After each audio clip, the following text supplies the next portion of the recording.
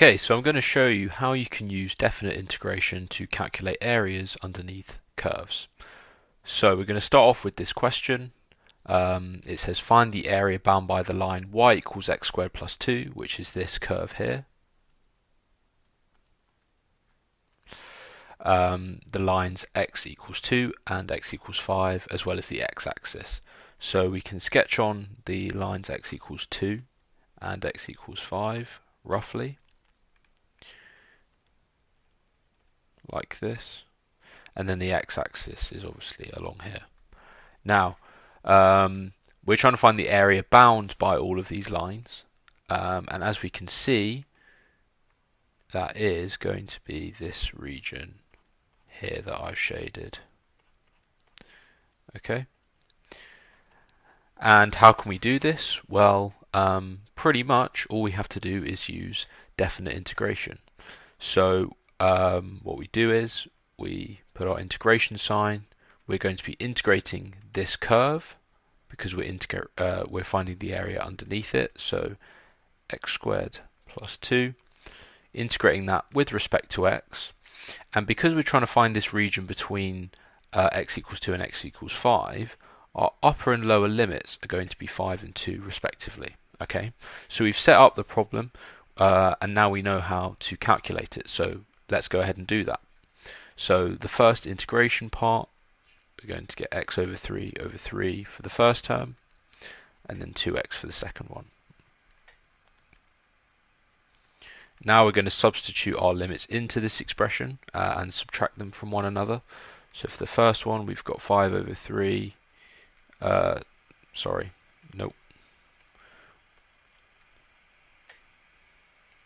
We've got 5 cubed over 3. Add 2 times 5 for the first part. For the second part, we've got 2 cubed over 3. Add 2 times 2 in the second bracket. Okay, so here we've got 125 over 3, add 10, and we're subtracting 8 over 3 minus 4.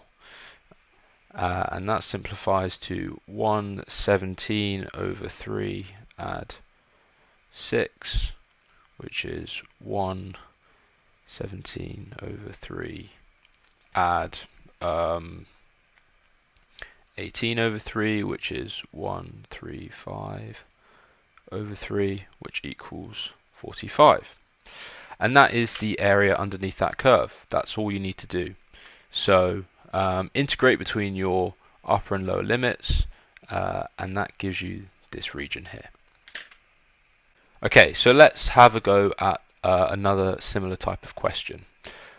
This question is asking us to find the area bound by the curve, whose equation is given here, y equals minus x squared plus 5x minus 4, and the x-axis. So the area bound by the curve and the x-axis is shown here. You can see that this shaded region is enclosed by this curve and the x-axis. Okay, so how are we going to do this? Well, we're going to set it up in the similar way to last time. So we're going to integrate, and we're going to be integrating the equation of the curve.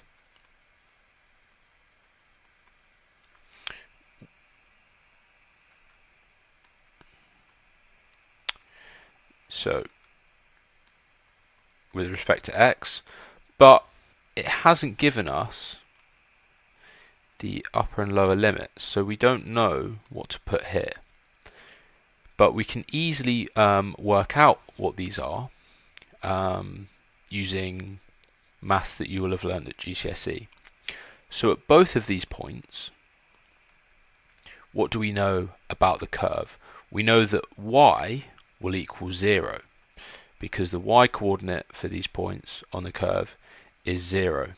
So that means we can write or set our equation for the curve to 0.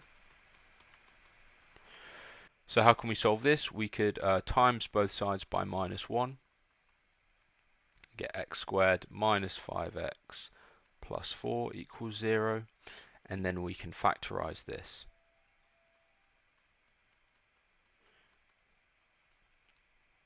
and that gives us the solutions x equals 1 and x equals 4. So from the graph, if we just inspect, we can tell that this coordinate is going to be 1 and this coordinate is going to be 4. Okay, so those are going to be our upper and lower limits in this case. So integrating minus x to the 3 divided by 3 plus 5x squared divided by the new power minus 4x, and that's all in square brackets. Okay, now we're going to evaluate the expression with both of our upper and lower limits and subtract them from one another. So minus 4 in brackets, because that's what our x term is, cubed over 3, add 5 over 2 times 4 squared minus 4 times 4. Minus, and then this is the substituting in 1 into our expression, over 3, 5 over 2, 1 squared minus 4 times 1.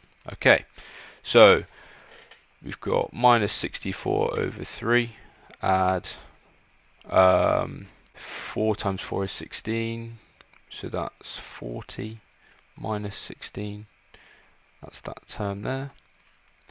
We've got minus 1 over 3, add 5 over 2 minus 4.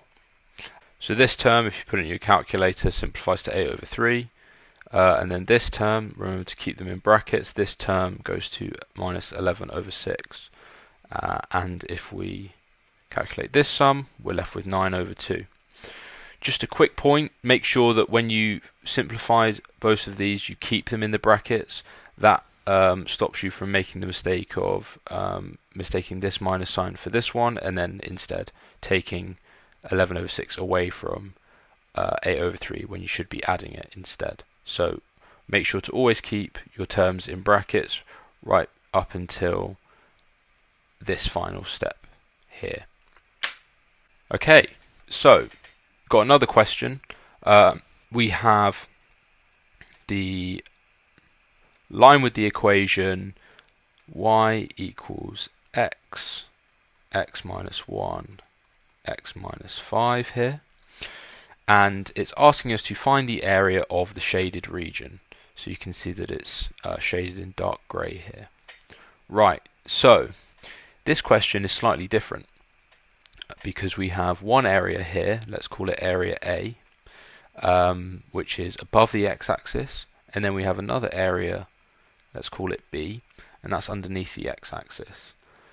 With these types of questions where you've got one area above and one area below, or multiple areas above and below, you need to carry out the calculation in two separate steps. So you first need to calculate area A, and then you need to calculate area B.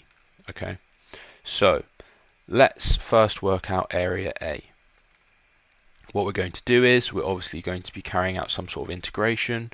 We're going to be integrating our curve because that's what the area is bound by. So we're going to be integrating x minus 1, x minus 5, and it's bound by at the points 0 and 1. So 0 is going to be our lower limit, 1 is going to be our upper limit, and we're integrating obviously with respect to x. Okay, so we've got an expression in brackets, so you know what we need to do. We need to expand those brackets out. So we get x squared minus 6x plus 5 in this first step, which we can then do x cubed minus 6x squared plus 5x. Okay. Now we're in a position where we can integrate, so let's do that. We've got x to the power of 4 divided by the new power minus 6x cubed divided by the new power, add 5x squared divided by the new power. Okay, and that is 1 and 0. We can simplify one of those terms to 2x cubed. There we go. Brilliant. Okay, so let's work this out. So our first term is going to be 1 over 4 minus, or sorry, 1 to the 4 over 4 minus 2 times 1 cubed, add 5 over 2, 1 squared, minus 0 to the 4 over 4 minus 2 times 0 cubed, add 5 over 2 times 0 squared. Okay, this is all going to go to 0. Now all that's left is to work out this. It's 1 over 4 minus 2, add 5 over 2. And if you put that in your calculator, which I am doing right now,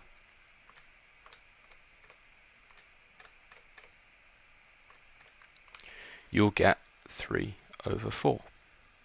Okay, so that's the area of area. That is the area A. Now we need to do the exact same procedure with area B. So with B, we're going to be obviously carrying out an integral again. We're doing it for our curve. I'm going to put in the expanded form that we found when we were integrating for the area of A with respect to x.